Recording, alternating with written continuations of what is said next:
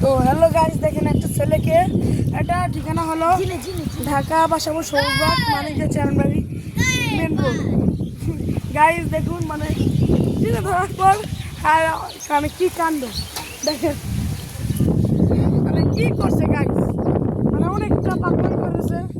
তা আবার কবিরাজকে ফোন দেওয়া হয়েছে, সে আসতেছে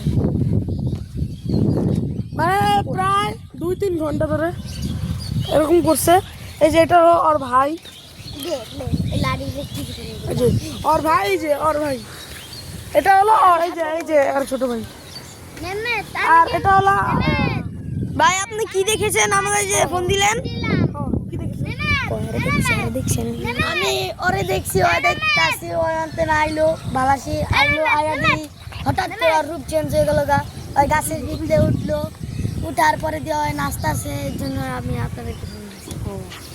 তো গাইস ব্যাপারটা এরকম বেরোয়েরা